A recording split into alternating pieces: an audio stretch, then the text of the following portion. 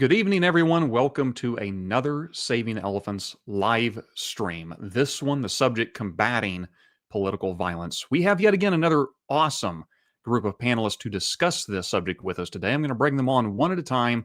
First on the list here, Dr. Sean Whately. I was on his show most recently, and he was on mine. Sean, it's good to have you back. Good to see you, Josh.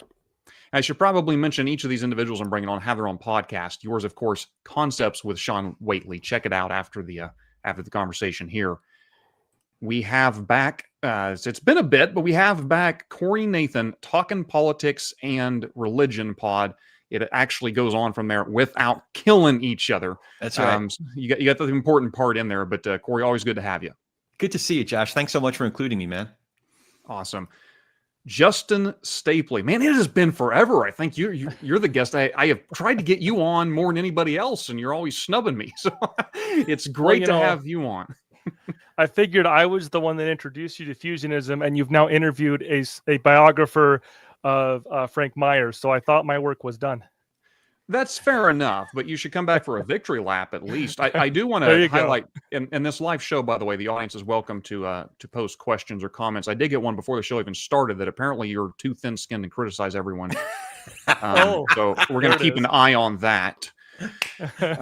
So mind yourself here. I have two more awesome panelists to bring. Oh, by the way, Self-Evident, the name of your, is it still a Substack? Is it still a podcast also? Yes, I am actually flirting with a rebrand currently, another one. You know, I can't be like you. Dude, why the same thing? You have had more rebrands in the past. You know, I'm too good at dialing on the zeitgeist, but then the zeitgeist changes. I don't know what to tell you. Well, you'll hit your stride at some point. Find that brand that you stick with, ride the wave. I have, of course, Ryan Rogers from Reality Therapy Concept. Pardon me, podcast and YouTube show. Ryan, good to have you with us tonight. Good to be here. And last but not least, host of the aptly named Avi's Conversational Corners, Avi Wolf. Avi, good to see you. Good to see you guys too. Now we know that the conversation, of course, is broadly centered around combating political violence in the United States. I would just have since there's so many voices here, I'm just going to make a few opening remarks. The first is it would behoove us, I think, to at least speak about the tragic assassination of Charlie Kirk briefly before we move on to what really is the larger conversation. But I want to say a number of you, and in inviting you to this panel, have said, not just one or two, but most of you said, look, I'm happy to come on. I don't have the answer, Josh. I don't actually know how to end violence in our politics. And I completely understand that. I respect that. I would be shocked if you did have it. Shocked and pleasantly surprised if you did have the answer. I do think, however, these sorts of conversations are needful for two reasons. One is, even if we don't have the answers, there's an awful lot of people out there at this very moment spreading an awful lot of bad answers. And I think it's needful that individuals are a little bit more cool-headed, have a conversation around it to at least get that out there in the ether so that hopefully good ideas would ultimately outweigh the bad ideas. And the second is, I do think that these things come maybe not in solutions or answers, but the process of having the conversation, I think, is the building blocks by which individuals eventually learn how to deal with the difficulties we're facing in the present moment. So we'll probably want to hit on an answer tonight, but maybe we could put that next little building block in place that someone else can pick up where we leave off, and maybe they can get closer to moving us to a better world. I would say, too, that for those watching, this is live. Please feel free to post your questions or comments. And if they're appropriate, especially given the weightiness of this topic, I will be happy to share them with the panel. I want to start off, though, with you, Justin. You are attending the very university where the tragic assassination of Charlie Kirk took place. So I just want to give you an opportunity to open up what your experience has been like in being so close to these tragic events. Yeah, I am a student at Utah Valley University. I'm a graduate student. Most of my coursework is completed, and I'm just working on my thesis now, so I don't actually go into campus too terribly often at this point. But yeah, I've spent quite a lot of time in the last 5 years of my life since I returned to higher education at that very campus. It was surreal watching my email fill up with the warnings, the kind of the information bursts that were coming from the university itself.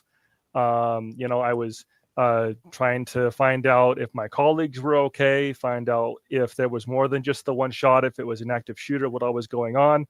I had friends and even some family members that just before the event that Charlie Kirk was shot at were asking me, oh, is this something, we know you're into politics, are you going to attend this? Are you going to go be involved? And, I would kind of, respond like, well, me and Charlie Kirk aren't exactly in the same realm of right-wing thought right now.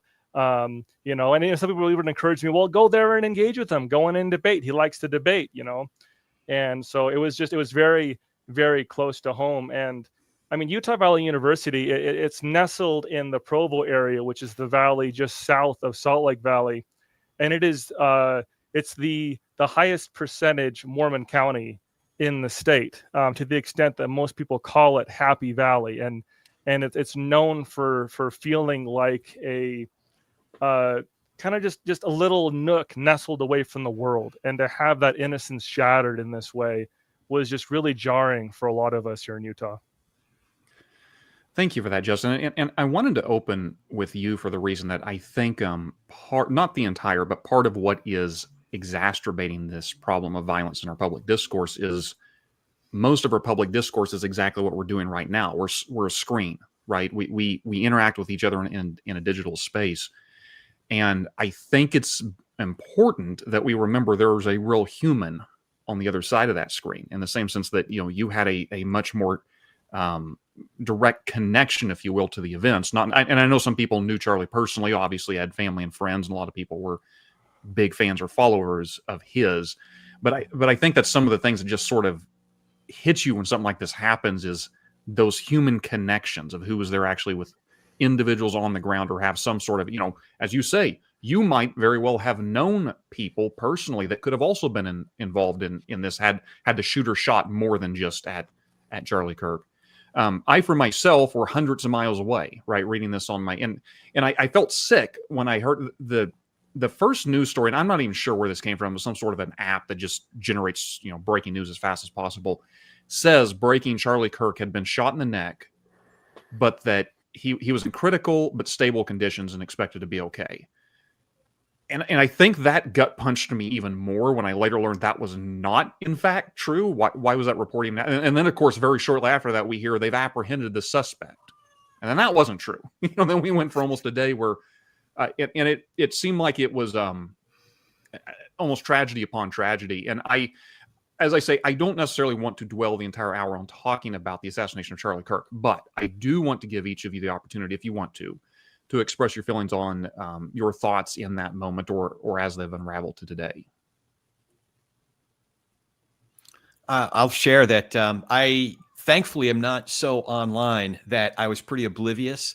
I live on the West Coast, and around 3:30 my time, I got on a call like this. I was actually talking to a data guy, and he knows the name of our show, and he said, "Oh man, so the news today must have really hit you hard." And I said, "Uh-oh, what news?" And he told me. I got to tell you, it hit me pretty hard. Part of it was just that I had been watching enough of Charlie. One of my kids is pretty enamored with his work, so I've been watching enough of his content to be able to have good conversations with my kid about it. Candidly, there were some issues where, okay, I see where he's coming from, and others that we were pretty far apart.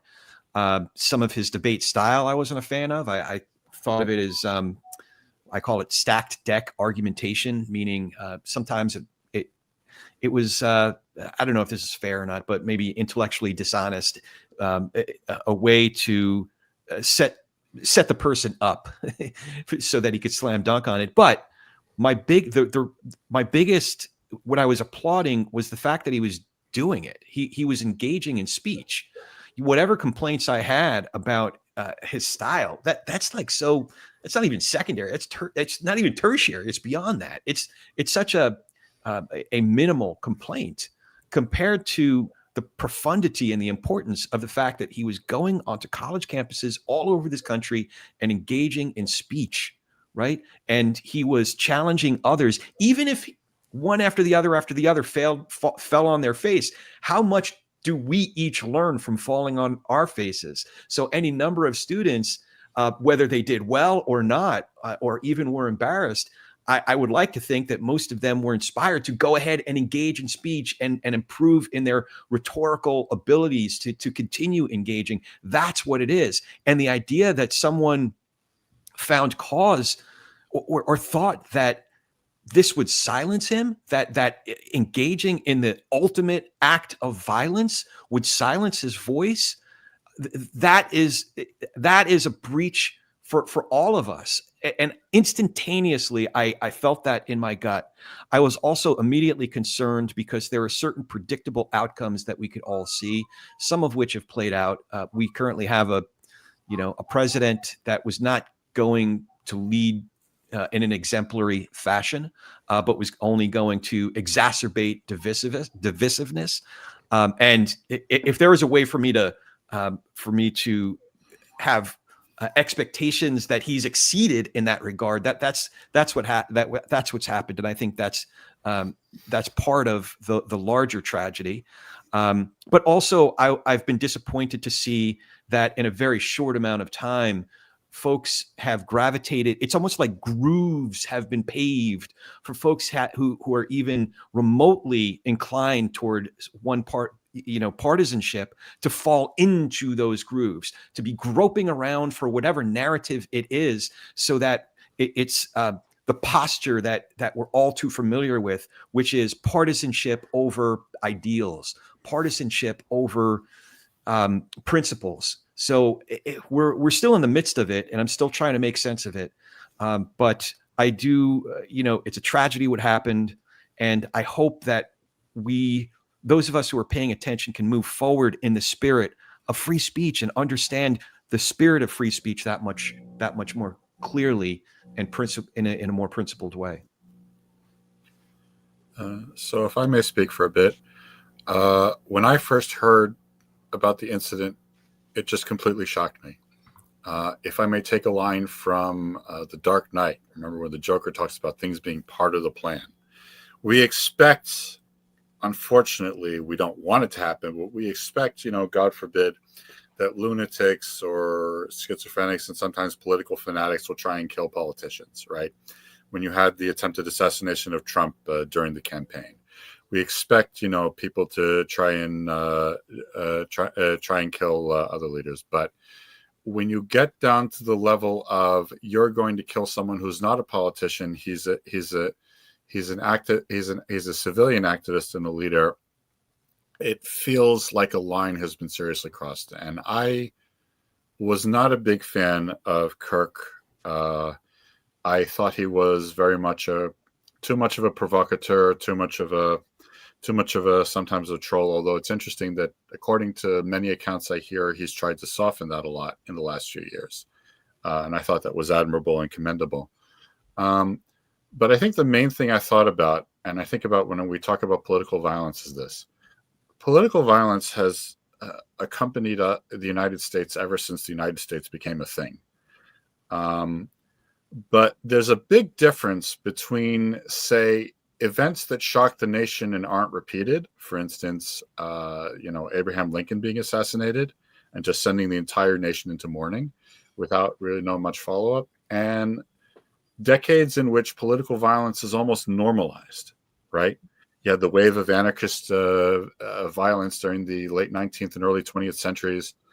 You had the violence in the late 60s and 70s when it was almost routine. And I think the scariest thing for me is not just political violence, which is absolutely horrible, but the idea that we'll just be used to it, that it will become popular enough among enough people, and it doesn't matter who and on what side, that it'll just be as quote unquote normal as car accidents. That's really what terrifies me. And something like Kirk, and especially, like, I expect there's always going to be some extremists who celebrate this sort of thing, right? Happens on the right, happens on the left. That's always going to. But the scope and the extent to which it seemed to happen after Kirk died was genuinely shocking to me. And I'm not that easily shocked. And I didn't really see, outside of a few efforts, any real effort on the part of people talking about the assassination. Said, look, guys, violence cannot be part of the deal, period and end of. Doesn't matter how much you hate the guy. Doesn't matter how much you don't like his arguments. It just doesn't matter. Because if we play that game, everybody has their red line, and everybody's going to justify their act of murder, and it's going to just get insane. So the murder of Kirk really did a number on me. It felt like a massive line has been crossed, and too many people just don't recognize it or don't care because they just don't like Kirk that much. Yeah, for me, definitely watching the event itself was pretty shocking and horrifying. I wasn't like a number of y'all have said, I wasn't a huge Charlie Kirk fan. He's not my style, but definitely respect him for, open discourse and debate and dialogue, things like that. I think one of the things I want to kind of focus in on is like, what are the limits or the boundaries of ideas? Like, what ideas are out of bounds? Because I think there's a lot of rhetoric, and this comes from both sides. But if we're looking specifically at the left, there's certain like right-wing or conservative ideas that are out of bounds so bad that the words themselves are a form of violence. Donald Trump's ideas are like morally, on par with Hitler. And so if someone tries to assassinate Donald Trump, that's not them being illogical. That's them taking those ideas seriously. In the same way, when people say that Charlie Kirk is kind of spreading or was spreading mass violence with his words, someone takes him out. Like that's not being illogical if you adhere to that ideology. And I think, a very reasonable conversation needs to be had around, what is the nature of what ideas are in bounds versus out of bounds? How should we approach ideas, even if we don't like them or find them abhorrent? How do we look at that? And I think that should hopefully open up, a dialogue around that. Maybe I'll try to answer that question, Joss. You asked for our personal reflections on this event, and so I'll leave the sort of analysis, the concepts and stuff for later. Charlie Kirk's death impacted me in a way that it shouldn't have. We see deaths all the time. We see people in public office getting killed, whether it's because of a decision they made or someone was angry with them or whatnot. So, it bothered me that Charlie Kirk was assassinated in the way he was, but it bothered me equally as much that I couldn't figure out why it bothered me. And so I've tried to summarize it in two ways. I think it's number one, martyrdom, and number two, cowardice on my part. So martyrdom, I believe the definition is losing your life because of what you stood for. I'm sure there are other better definitions, but that's why he was killed. He was killed because of what he stood for, the message that he promoted, spoke, preached, whatever word you want to say. And the thought struck me, wow, this must be the power of martyrdom. When people see someone killed for what they stood for, it has a profound impact on the audience, unlike other deaths. We see other violent deaths, and they don't impact us in the same way. So martyrdom. And the second one is cowardice. Cowardice on my part. I mean, here's a guy going up for 10 years, 12 years, putting himself out there, taking hard, difficult positions. I think they're difficult to defend at times, doing it really well, growing and maturing over time. He didn't have all the answers in his early 20s. He still didn't in his later 20s, but man, he had some really good answers. And so I saw a sense of maturing there. And I thought, what have I done for the last 20 years? I kind of hide. I kind of like Ben Shapiro said, if you want to get through university, you have to pretend like you're a communist. Write your essays as though you're a communist, and then you'll get great marks and you can be whoever you want to be when you're done. The trouble is it changes who you are, and you develop a pattern of talking and thinking and speaking, trying to fit in, fly below the radar. And then here's a guy who didn't fly below the radar, and he pays the ultimate price for it. And so I'm still trying to work it out, but that's as far as I've gotten, Josh, is martyrdom and cowardice.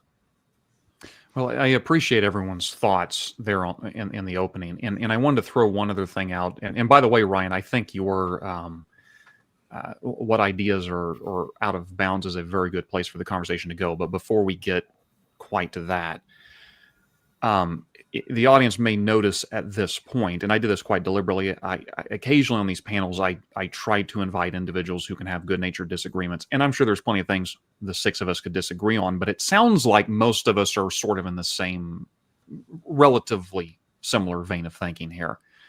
And so I want to just get this out of the way, because anytime something this horrific happens, there's a template. I think, Corey, you said there's these grooves kind of created of where everybody falls into place based on where they see themselves within the ideological, or I'll call it the political identity camp, if you will.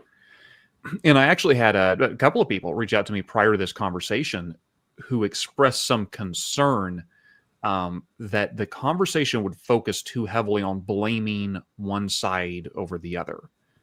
And some of those, I think, was actually less about a sort of both sidesism that, but was almost more of a, based on my views, maybe I would not see some of the excesses of the left, which I hope is not the case. For any one of you, and maybe all six of us, this is the case. If you pay attention on social media, depending on who you're following, I think any one of us over this past week could have seen a list, a very robust, thick list of, over the last, say, 2, 3, 4, 5, even 10 years, instances of political violence. And on the one hand, you can see instances of just those who appear to be acting from a, say, leftward ideological bent, even though I'd say in a lot of cases these are a combination of left ideology and also probably some sort of personality disorder, not just ideology, who are attacking those on the right. And you can also see that exact same thing of people on the right who are attacking those on the left. And I think, and I want to be cautious here, because I'm not trying to make necessarily a both sidesism argument, but I do think it's necessary in any kind of conversation like this that we begin with some sort of level setting, that we acknowledge, and by all means, if any of you disagree with me, I want to hear from you, that we acknowledge that there is certainly out there a very high tendency for those who are strongly committed, say, to their ideological tribe, to view this as mostly a problem of the other side. Not everyone, but that tendency does. If social media is any indication, that does in fact seem to be out there. And I'm not everybody needs to speak, but I was wondering if anybody wanted to speak to that. Do you disagree with it? And again, I'm open to, some of you may believe, no, this is a problem of the radical left, and it needs to be stated as such. I'm open to that idea, but I'm just getting out there that I think we need to talk about that before we can go much further. So, go ahead. So, look, in most cases, I would agree with you. I think even Charles Cook of National Review noted that most murders, like you said, they come from the right, they come from the left, usually just someone, it's a disturbed individual who probably should have been institutionalized or seriously medicated or what have you. And it really, there's no point in pointing fingers either direction, because that's just silly. But this case feels very different. He was very explicit, very lucid, very clear about what he wanted to do in the evidence that was presented. And we have a lot of evidence of a lot of people who didn't have to, right? They could have just said, I didn't like Charlie Kirk. They celebrated that he was murdered.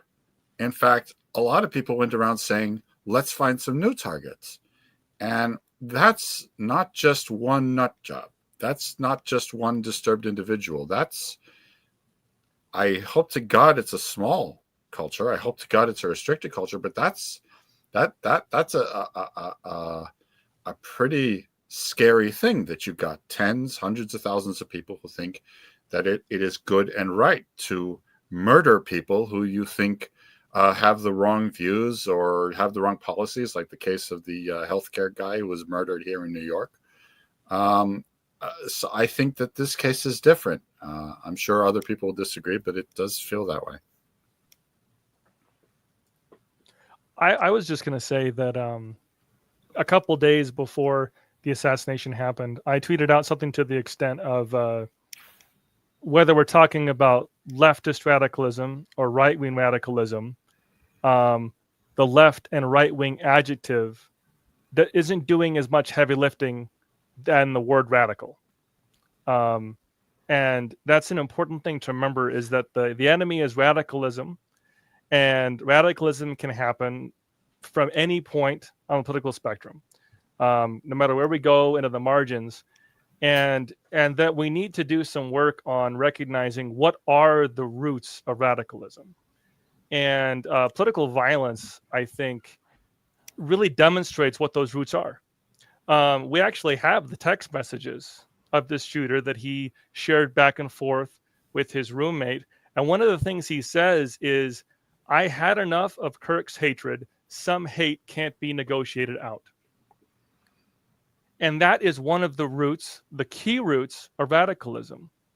When you come to believe that rhetoric is not enough, that debate is impossible, that you can't live with, negotiate with, compromise with your enemy. Once you've crossed that mental kind of line to where that's what you believe, the next step towards committing violence is not that difficult to ponder. Because you've now decided that the only way this person that I disagree with can be like defeated or overcome is either by dominating or ending them. In this case, killing them.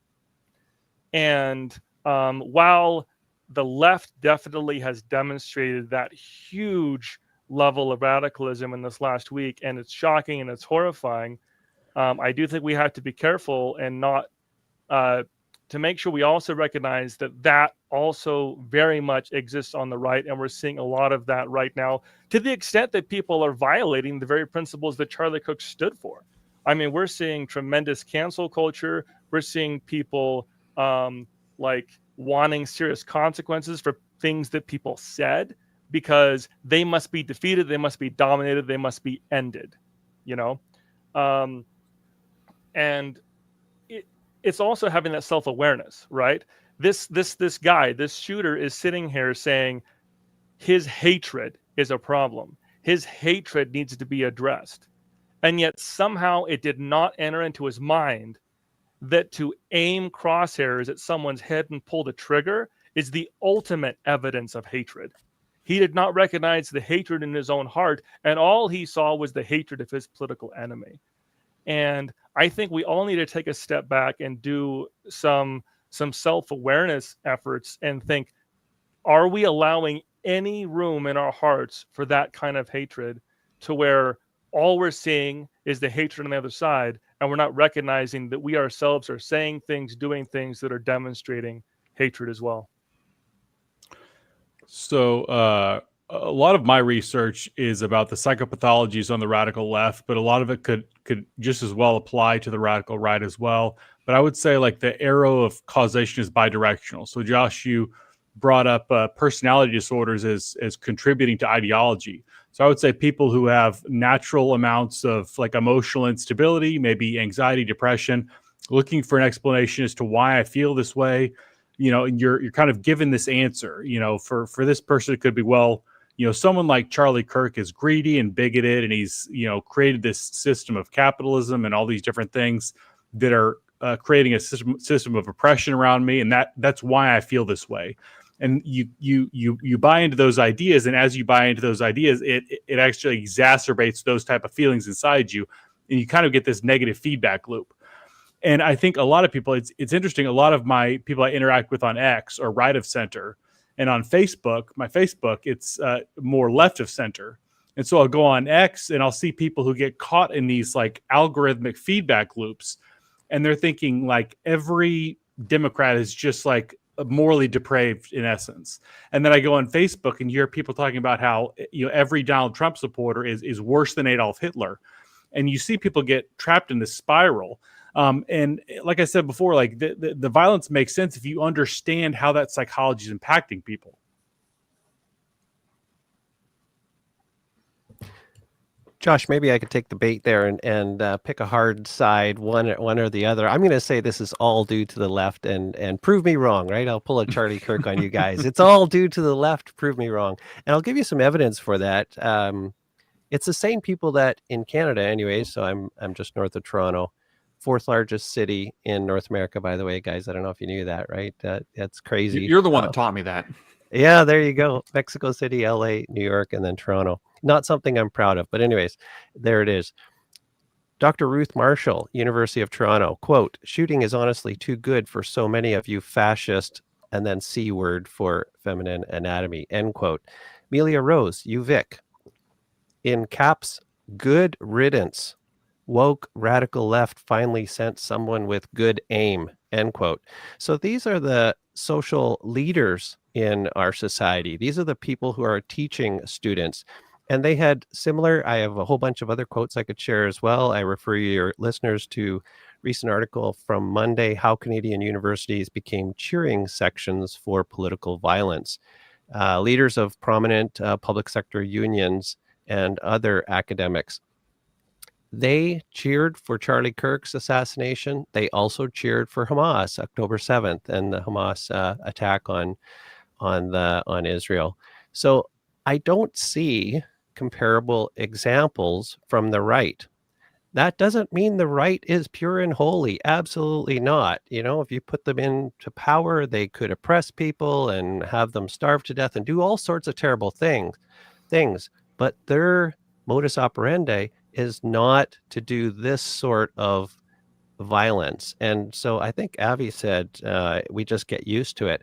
Perhaps we could have a discussion about legitimization and how people get to the point where violence is legitimate in their minds. And then we might have a talk about political legitimacy. What are they trying to achieve? Are they trying to legitimize their own left of center message, or trying to compromise or undermine the legitimacy of the status quo? So I think there's a rich discussion to be had there, but that's my strong position, Josh. It's all due to the left. Why am I wrong? Sean, I think you're starting with a hypothesis and you're backing. If you want to find evidence for such a hypothesis, you can go online and find it, but you'd have to ignore a heck of a lot of other evidence. We'd have to pretend that not just some random person or random academic was celebrating, for example, the beating by a hammer. This individual who was looking for Nancy Pelosi and found her husband and beat him with a hammer. And that day was being said, jokes were being made about it by the very leaders of I don't like left and right, by the way. I that's just insufficient, I think. But Trump's party, MAGA movement, whatever you want to call it. So I really don't want to fall into. I don't want to spend a heck of a lot of time saying, well, this side, that, because I feel like I'm homeless, if anything, because the left won't have me because I dare to. Well, I'll give you a more relatively benign example. Almost exactly 4 years ago from this date, I think it was actually October of 2021. I was, do you guys know what I mean when I say dogpiling the rabbit? I came to the defense not of every joke that Dave Chappelle made in that now infamous special on Netflix, The Closer, but I made a very clear point to say I support his freedom of expression. Not only do I support his freedom of expression, I support Netflix's choice to platform his expression. That's their choice as an independent company. And I work in the independent entertainment industry, and to say I got flack is an understatement. There are people to this day who still won't do business with me, not because I support, like I laughed at the jokes and I was cheering, but I said a very clear statement. I support his freedom of expression. Now, this very day, friends of mine who did vote 3 different times for Donald Trump are saying they're echoing the very same things that my, very progressive, radical, you call them radical leftists or whatever you want to call them. It's an almost direct echo of the complaints that they had when I said I defend. I haven't watched a minute of what's his name, Jimmy Kimmel's show, but I defend his right to free expression. And there's some nuance there because ABC chose to fire him. I think that the FCC's the head of the FCC's public statements make it very problematic that there was pressure exerted, but I was making a statement supporting a comedian's right to free expression. And now my friends who were very supportive of Trump are attacking me with almost exactly the same language that my friends who work in the entertainment industry were attacking me 4 years ago. So I don't want to fall into that trap. But I do, Josh, if you will, I think there's a really good question that Ryan posed. Maybe you were going to set this up. But this is all part of the same question and the same problems that we're grappling with right now. And that is, what ideas are out of bounds? Mm-hmm. And I'm just gonna. I actually wrote a piece on Substack. I think it was released yesterday, and I was stealing shamelessly from Greg Lukianoff, the head of FIRE, Foundation of Individual Rights and Expression, and speech. That is, he said, speech is not violence. Violence is violence. So now. Are there limits to free speech? Yes, there certainly are. There are legal limits to free speech. There's defamation, there's slander, there's incitement, but the legal bars for that are appropriately very, very high.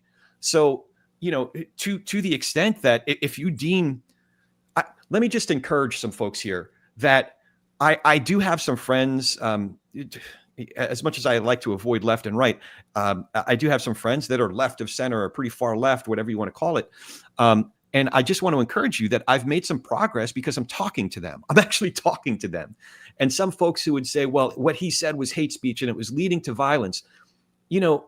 Let's think about this for a second. Okay, even if I grant you that what he said was extremely bigoted, extremely hateful, and doing harm to the marginalized, however you want to put it, is it worthy of the death penalty? That's the question. And I've had these conversations, a lot of these conversations, at least a dozen of them just over the last week. And it at least pauses, puts a pin in the conversation. And I think it instigates some real earnest thought. How, even if I grant you that what he said was hateful and attacking and bigoted and whatever you want to call it, and I don't necessarily, but I'll just grant you that, was it worthy of the death penalty? And I say no. Yeah, I mentioned that I wanted to be cautious. I was not just trying to make a both sidesism argument, because I think the problem with a both sidesism argument is it collapses everything into kind of a tit for tat back and forth. And Sean, to your point, I partially agree. I think you're right. I think it is evident that there are those in, say, the upper echelons of radical left-leaning ideologies, and Ryan, you can speak to this very authoritatively, given your background and you experiencing this firsthand, who have behaved in ways that we've not seen on the right. Like, we've not seen these same sort of positions on the right. Part of my concern with that, though, is there becomes a sort of disproportionate comparison. I don't know of too many radical right-wing intellectuals in halls of academia right now. I mean, maybe they exist, but just if we're just doing sort of a comparison, what, 1 out of every 100 or 1,000 of them may spout these very hateful views. Yeah, but if there's 10 times as many on the left, then we're going to naturally see more of those. And so I think it's both good and right that we're able to make sort of comparisons. Clearly, as Avi suggesting, the fact that Kirk, acting in a civilian capacity, just trying to engage in rhetoric, is very different. We have crossed a line there. I don't want to try to compare that to other acts of violence on politicians. But we could also go to an alternative universe, theoretically, and see someone on some nut job on the right do this to say what if someone had killed Jimmy Kimmel during one of his live shows? Not necessarily there's a direct comparison there. But I wanted to thread the needle to where Ryan was suggesting we go, because I think it's a good point, is I think there can be a danger between collapsing everything, not only between left and right, but also collapsing it between a conversation of the death penalty for those who espouse views we don't like, versus what is, I think, a very rampant problem in our culture. It's commonly called cancel culture, but sort of and I'm not, let me be clear, I'm not comparing the bullying of cancel culture to murder. That being said, I think this is partially what's going on, is depending on how you mean it, we do have certain limits on free speech, not necessarily legally, but just culturally, just norms. If any one of you individuals were to get on here and spout complete nonsense in a way that just wasn't audible or entertaining in any fashion, I probably am not going to invite you back to the next panel. Now, that's sort of a limit, if you will, on your free speech, your free expression, in that we kind of enforce norms and customs.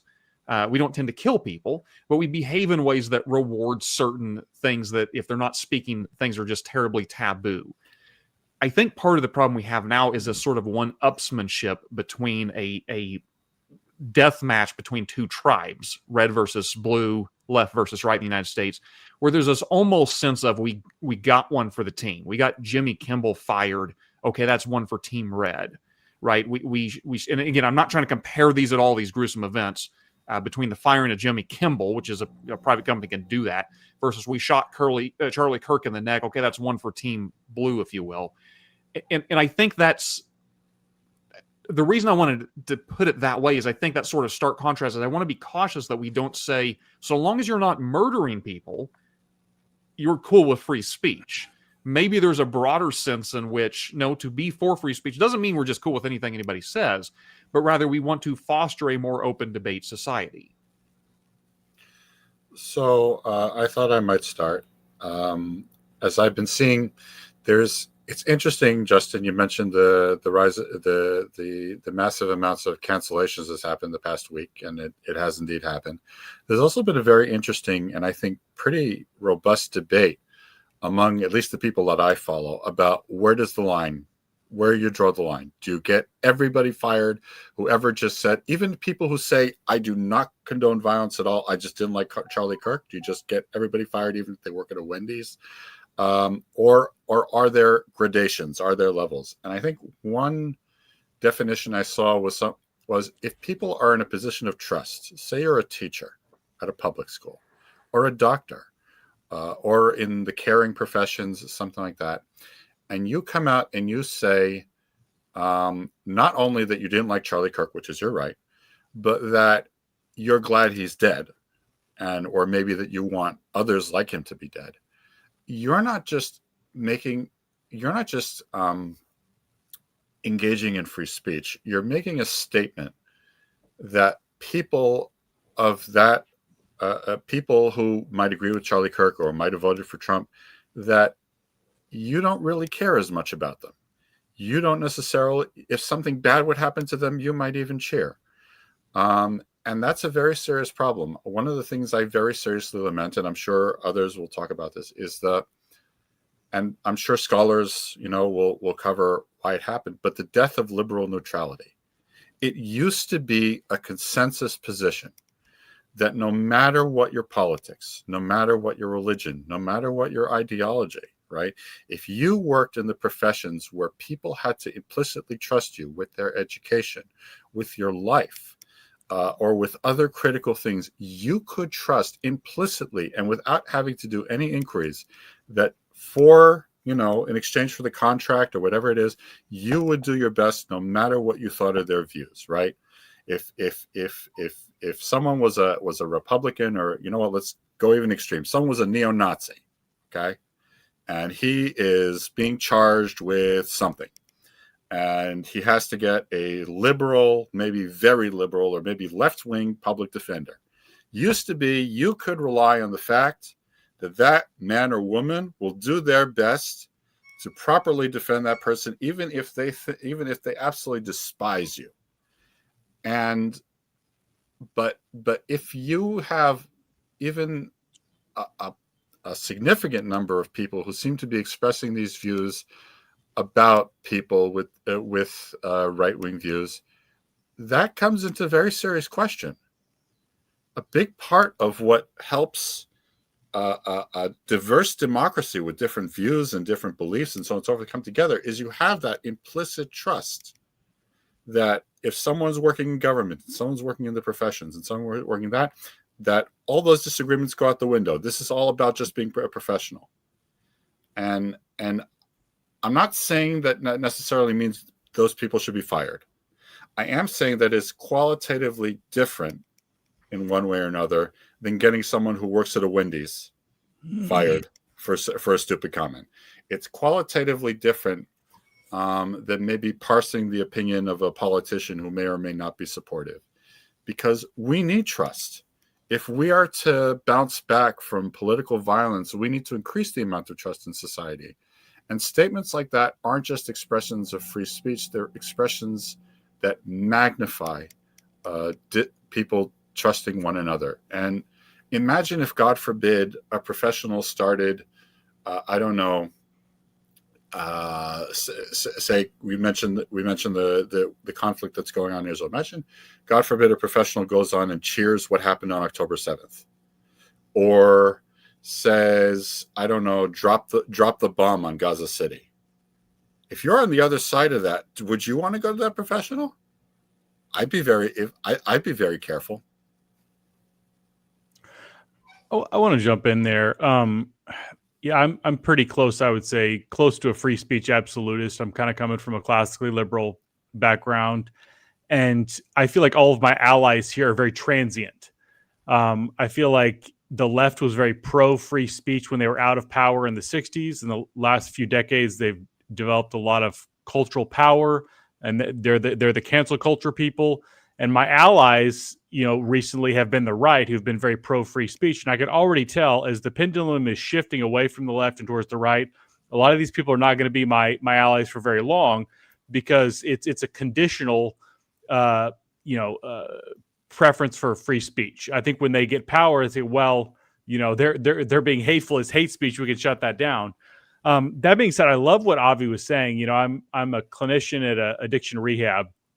Roughly half of our clients are right leaning. If you openly express hatred for them, say, Charlie Kirk was a conservative, therefore he deserved to die. It makes me wonder how effectively you could really work with people who are really struggling, really vulnerable, really need a lot of help. And the therapy profession is just overtly left wing, to the point where a lot of clinicians, I don't think could meaningfully help a lot of people on the right. I've heard so many stories of just open disdain and like a disgust response for clinicians towards Trump supporters. I've heard of clinicians canceling a session 2 minutes before if it's a Trump supporter, just to stick it to them. If you recognize someone has those type of views, I think Avi's right. Like you have to legitimately bring into question, can they actually do their job properly at that point? Here's what I don't understand. I don't understand how so many of my friends, neighbors, and loved ones got to the point where we are taking one data point and using it as de facto for an entire human being, or going the other way around, where we're generalizing and saying all those maggots, or all those leftists, or all the. I don't know. I mean, there are individuals who have that I don't know personally, but have enough of a public record, Donald Trump, for example, or Charlie Kirk, for that matter, where we have enough of a public record to get a sense of who that individual is. But I don't take what Donald Trump blurts on a daily basis as a proxy for all of my friends and relatives who happen to vote for him. I do business with people. One of my kids, I don't understand how we got to the point where somebody checked a box, and our ballots are really long. There's a lot of things we're voting for or voting against, different politicians. So one box on one part of my ballot is definitive.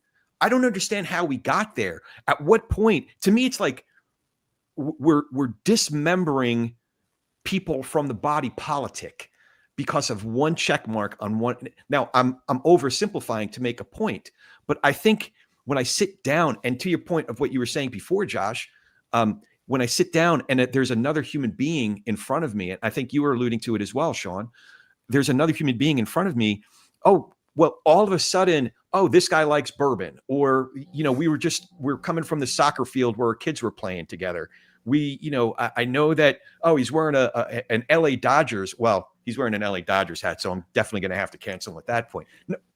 No, but then now instead of dismembering, I'm remembering that person, because there's more to this person than one check mark on a ballot. I just don't know how we got to the point where the generalizations lead to these mischaracterizations based on one data point, as opposed to taking in the entirety of their humanity. And then based on those mischaracterizations, all of these vilifications. I don't know how we got here. So maybe that's what I'm having the most trouble with. Just to kind of go back to, I guess, a little bit of the point of the last segment, I definitely agree with Corey that we shouldn't be focusing most of our time in trying to measure the left or the right. I think that it's kind of hard to measure what's in people's hearts anyway, what actually justifies them. A lot of Americans are very a la carte when it comes to their political views, more than people like us who are very much well-read. And so you can have kind of a confusion as to, okay, was this left-wing or right-wing violence? Should we count as right-wing violence the, Aryan nation who is really just a prison gang, and it's more about protecting each other in some prison situation as opposed to actual political violence? Is gang violence left-wing violence? I mean, it's really difficult to get to those weeds.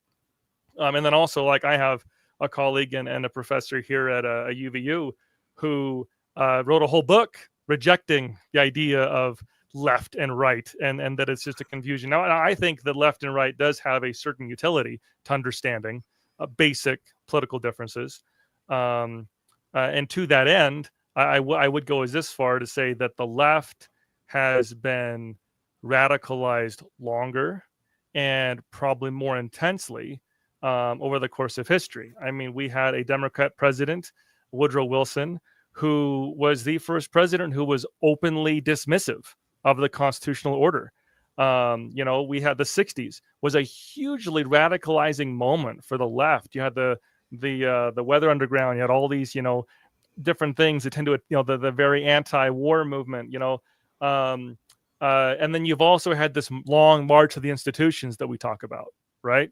As a graduate student, I mean, UVU is a very conservative, relatively, college compared to most other colleges, and yet I've still had to risk my grade by writing essays that essentially tell the professor that your class shouldn't exist, and and things like that. And so yeah, I'd say, like, in the broad scheme of things, the left is more radicalized, and it is radicalized the longest. However, I'll say this. That's why I'm very, very concerned that right now, a lot of the leaders on the right came up leftists and haven't ultimately changed their views. Donald Trump, Tulsi Gabbard, RFK Jr., these guys and these gals, they are acting, thinking, saying, doing things the same as they've always done. And that's the difficulty right now, is we're trying to compare and contrast a left and a right that in a lot of ways has been completely scattered in the last 10 years. And you have a lot of people that are on the right that have traditional right-wing, goals and impulses, but they are embracing Alinskyite behavior. They're embracing left-wing ways of thinking and doing things. And that's where I'm concerned. That's where my both sidesism comes out, because I'm like, yeah, conservatism, traditional right-wing thought, I do think it's more kind of less, it's less likely to be as radicalized, but not if we're allowing this leftist stuff to infiltrate into us. I mean, it wasn't as prominent because, once again, the left is more in the institutions. They're more visible, right? But there was a lot of celebration and a lot of really gross stuff about George Floyd. There was a lot of really, really just disturbing imagery that you can see if you know where to go and know where to look into the really online right, and that isn't as prominent because the right has kind of been on the out looking in for a long time, but it's still there, right? And I argue that that's because we've allowed people who ultimately, I think, and I assert, have more in common with the left to assume a caricature of conservatism and take the reins of the Republican Party and of the movement. And because of that confusing reality where the left and right is starting to blur right now, we are seeing a dramatic game of catch-up being played by the right to start behaving a lot more like the left. I guess if I could circle back. So no one's shut me down yet. I challenged all you guys to tell me. No, I'm just kidding, because I'm just trying to poke the bear. When I said I think the left is more the source of violence. I guess I'm picking up on Justin's comments about Alinsky. I was actually thinking of Trotsky. So the Trotskyites want revolution, and they want a perpetual revolution. So the point of politics is to have revolution and continue to have revolution. Hopefully it'll bring about a better state at some point. But revolution isn't simply a tool. It's just a step to more revolution. So one of your questions when you introduced this show, Josh, was, is this, is it inevitable for us to have more violence? I would say yes. There are some people who see the world through the lens of wanting more violence. And as far as I understand it, again, this is over my pay grade, Josh. I told you when you asked to be on this panel, I said, this is more than I know. So maybe the other guys on the panel can comment on this. My sense is that the more traditional, again, left in air quotes, body of thought is promoting revolution. That doesn't give the non-left a free pass. They do tons of bad things too, and they have bad ideas as well. But generally speaking, I think violence and revolution isn't their first, or not even first, isn't one of their favored tactics to advance a political agenda. So that's all my point with respect to left and right. But all the comments that people have made about how useless of a term, it's really frustrating to say, is that all we are talking about is left and right? And that's why my favorite term now is the non-left, right? Because the non-left is a whole smorgasbord of libertarians, classical liberals, traditional conservatives, classical conservatives, et cetera, et cetera. So I could say more, but I better let someone else jump in. Well, let me, and I appreciate you gentlemen all taking turns on each round as we go through. It's kept it orderly and made my job a lot easier. I was thinking, Justin, as you were talking about, two things, Justin and Sean. I think mentioning Alinsky, I think that's part of my concern too, is it does appear that the right more and more and more is essentially adopting the Saul Alinsky approach to politics. And that can look ugly. Now, granted, Alinsky, I would much prefer Alinsky over, say, Trotsky or some of the other more violent revolutionaries, but it is dangerous. And I think, too, where you're talking about, if in this instance was that a left or a right thing, we try to collapse everything into these two groups, and it doesn't always easily fit. I'm reminded of that. One of my favorite Key and Peele comedy bits is where it's a guy's first day in prison, and he realizes in order to survive, he has to find a gang. So he's looking for his people, and he is thrilled to find out there is a group of bald brothers just like him. And so this black guy keeps trying to integrate himself into the Aryan race gang and cannot figure out why they can't accept him and why all the other guys are trying to get him in there. And it's awesome. It's hilarious. It's kind of this whole sense of sometimes we make these bizarre circles around, we know everything we need to know about this person because they don't have any hair or something to that effect. My apologies, Sean. But anyhow, well, let me shift us then toward, I guess, in the close, and we're going to go a little bit past the hour. If any of you need to hop, that's totally fine. But in trying to hint at possible answers or looking to what could in fact be done about all this, the first place my mind goes is, I think a lot of you've mentioned this. There have been instances in the United States history where, we've had violence in our history since the beginning, but there's a difference between the assassination of JFK or Abraham Lincoln versus the, say, late 60s throughout the 70s. That's the era that gets evoked the most when something like this happens, right? Or we've seen another where violence is normal. And maybe we are. I pray to God we're not, but maybe we are. But I guess to me that also has a window of hope in it, in that we left that era. What does the history of the post-70s say, offer in way of either education or in hope that we can get out of this, that it's not just always a downhill, but in fact the nation can mature and embrace democratic norms that do not involve systemic accepted violence? Go ahead, Avi. So I concede I have not deeply studied how that can. I think that a big part of it is just all political sides, or at least the broad American people, because there will always be extremes, just concluding that enough is enough. There are rules There are ways you do things, and there are ways you don't do things. I don't care what your opinion is. I mean, the 1980s, for instance, is known very prominently and very correctly as an era of law and order. Now, we can debate how much they should have done. We can debate how much they shouldn't have done. But this was a bipartisan movement. You had lots of Democrats who also supported the idea because they were sick of the chaos. They were sick of many of the attitudes. For instance, the tendency to be forgiving of regular crime was quite prominent, and it was clamped down on in the 1980s. I think just people need to work very hard to reestablish and enforce on their side the norm that there are things you don't do. Violence is off the table, period and end of.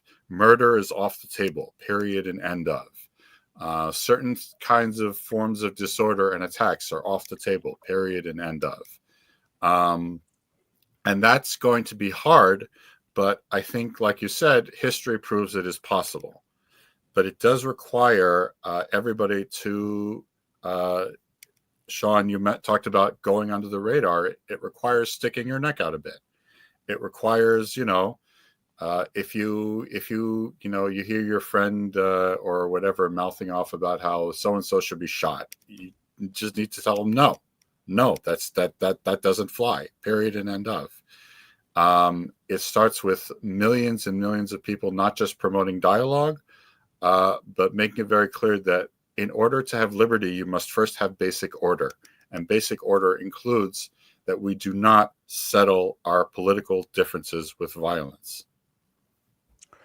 So I want to build off of what Sean was saying a second ago. I agree with you that the most harm is coming from the left, definitely. And I think that's because the left has controlled, culture and academia and kind of the institutions of this country for decades. And I think they've been more capable of harm. And I think now that we're seeing a pendulum shift to the right, I'm not sure that the right has the stability or maturity not to act in the same way, kind of like Justin was alluding to. And I think, and I've written about this a lot, that attitude of wokeness of, I'm going to look down my nose at you. I'm going to take this smug, arrogant position. I'm going to wag my finger in your face. I'm better than you because you vote Republican or because you're a white man or because you live in a flyover state. Everything I do is going to let you know I'm better than you. All of a sudden you have some power. It's going to be difficult not to return that. And my solution, and I'm speaking specifically, as Sean says, to non-leftists, to that broad coalition who are not leftists. I think my solution is difficult, and this comes from my Christian background. My solution is unilateral disarmament. Every time people talk about nuclear weapons, we're not going to unilaterally disarm. That would put us at a disadvantage. You talk about campaign finance reform. I'm not going to unilaterally disarm. I think when it comes to the cancel culture or the meanness and nastiness, the violence, I think as we see the right taking more power or the non-leftists taking more power, being able to take that position of, yeah, you are really terrible to me, and I'm going to treat you with dignity as a human being. And that is so tough because it is such a human instinct to say, I know what you did to me all those years. I know what you did to my friends, people I love. I watched that and I just sat there and couldn't do anything about it. Now that I can do something about it, you're going to pay. That's such a human thing to have that impulse and to be able to restrain yourself and say, you know what, now that I'm in charge, I'm going to treat you with respect and dignity. It's going to be difficult, but that's our path out. So I do have to say I take issue with the notion that it's largely the left. And again, as much as I think that's an insufficient way, left, right, what have you. And I've thought of a large pro-democracy coalition. Last year's DNC, I probably wouldn't have been welcomed there, but I did take note that there were people like Adam Kinzinger and Liz Cheney who were given primetime stage time. Granted, there was also AOC, but that does speak to where do we go from here? And there's a choice for large coalitions. Is someone like me who is, a John Kasich conservative? Is that a good way to describe it? A Kempian conservative, a John Kasich conservative? Is someone like me going to be welcomed at these No Kings rallies? Or the second they find out that I'm voting no on Prop 50, that I'm not in favor of mid-decade redistricting, am I going to be shunned the way I've been attacked online once that's found out? So part of it, I guess my answer how to move forward is, part of it is, who do we defer to in terms of leadership? Can there be a Paul Ryan type of conservative that emerges for today's American Republican Party?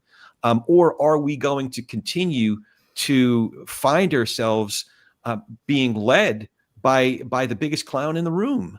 In 2012, we went through a series of clowns and finally ended up with one of my favorite tickets, the Romney-Ryan ticket. But we had to suffer through Michelle Bachmann and Sarah Palin and a rumor of Donald Trump, but it never emerged, and we ended up with Romney-Ryan. Can leadership emerge for that party? And same thing, can we get more of a Pete Buttigieg, for example, for the Democratic Party, as opposed to an Alinsky type, or I guess an Ilhan Omar type? And if the extremes are the answer for those parties, then I'm going to continue to be homeless. But I can't necessarily control that. What I can control is what I think, Justin, maybe you were alluding to it, or Ryan, you were alluding to it, that I can, no, actually, Avi, it was you. What I can control is criticizing those who are closest to me. In the conversations that I'm having, if there are folks that feel that they're at least somewhat aligned with where I am, I did it just yesterday, where I felt that someone's statement was over the line in terms of what they were saying about the assassination of Charlie Kirk. And I had to say, listen, man, I can't abide with the end of that statement there. And I told him specifically why, because the criticism from within is much. So I'll give you a more specific example. Thomas Chatterton Williams' book that came out in August.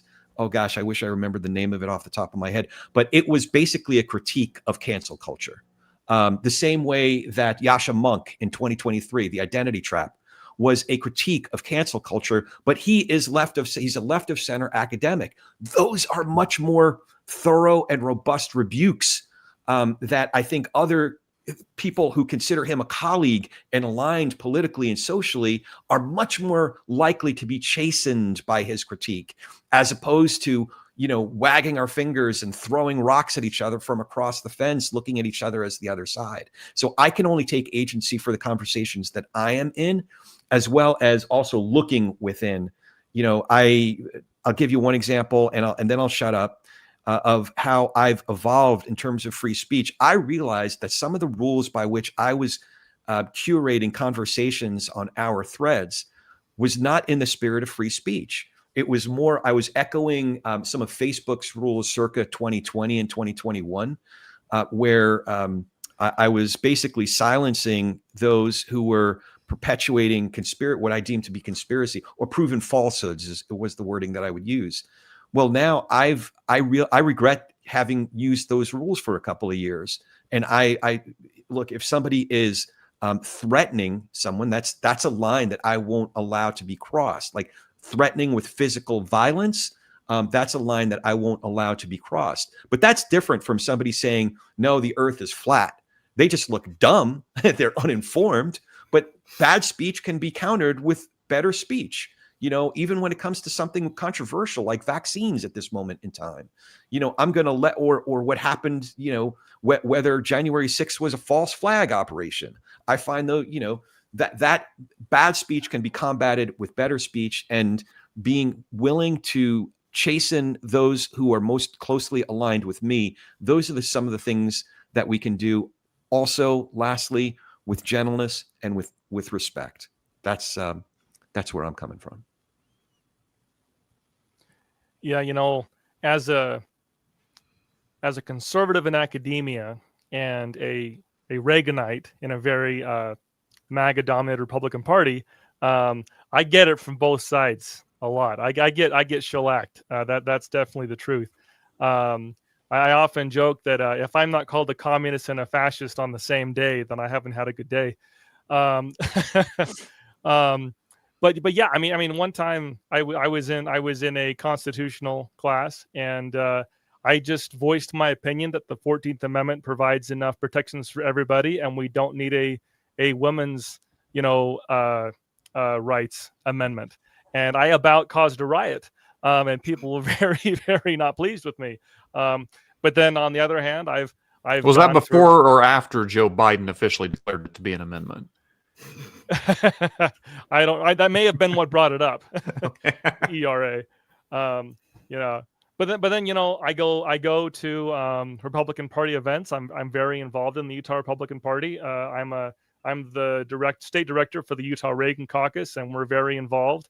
I had a booth at the last state convention for Republican Party, and boy, do people get mad at me when I don't give them the confirmation bias they want to hear on Donald Trump, and when I point out the ways that the party has departed from Reaganite conservatism, and I get people like throwing flyers in my face and yelling at me, and I get messages telling me to curl up and die, you conservative rhino. Like that's just and so taking those experiences. If you want to ask me what I think is a simple thing we can do moving forward, is I want people to remember and to embrace the idea that someone believing different than you is not an attack. It's not an attack. It's simply a voicing of an opinion. They're not attacking you personally. They're not trying to destroy you or ruin your sense of what you think the good life is, or what you think society should be. They are simply voicing their opinion.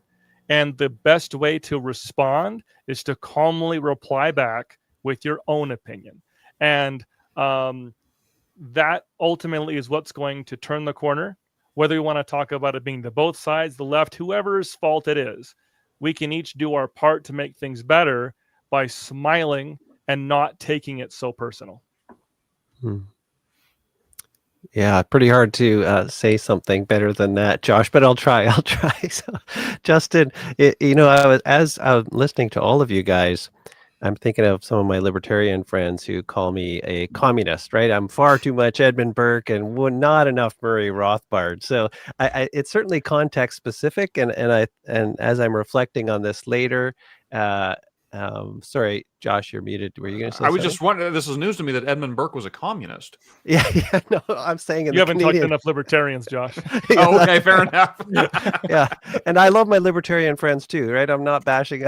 I love them also, but the context, you guys are probably putting Whatley in this radical, I don't know, anarcho-capitalist or maybe full-on violent anarchist camp. I'm not sure, but the context is important. But I wanted to pick up on, I think every single one of you have tied in the same thing. So Justin, you mentioned norms of conversation.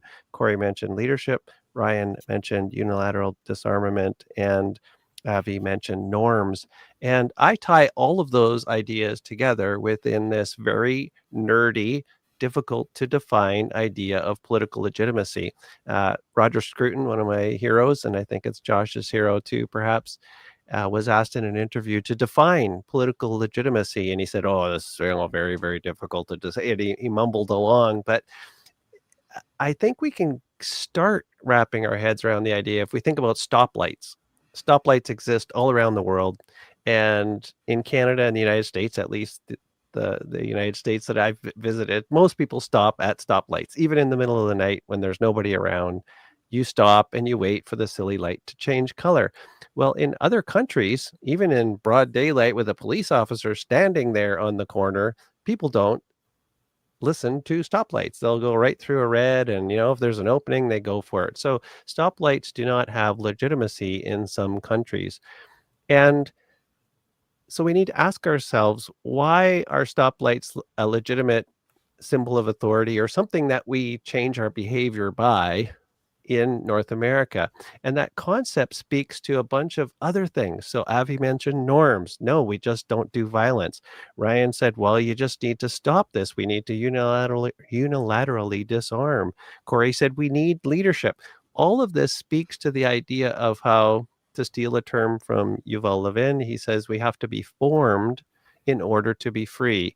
And that formation happens within institutions. And within those institutions, we come to see certain things as being legitimate and certain things that we just would never do. I always use the example in the spring of a mother duck and her ducklings crossing the road. At least in Canada, you slam on your brakes. There's no law saying you have to slam on your brakes, but you slam on your brakes. You don't drive over baby ducks.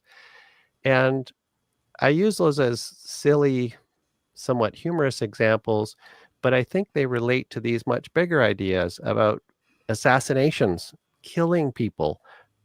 To get to the point where you think in your own mind that that is a legitimate act takes some time. And so I think, to your question, Josh, how do we find our way out of this?